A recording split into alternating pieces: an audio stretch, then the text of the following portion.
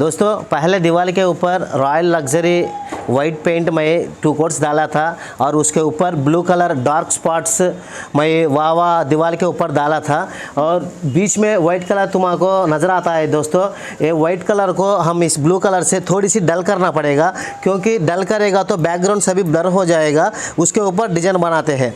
दोस्तों अब मैं दिखाता हूँ, वैसी तरह आप करना।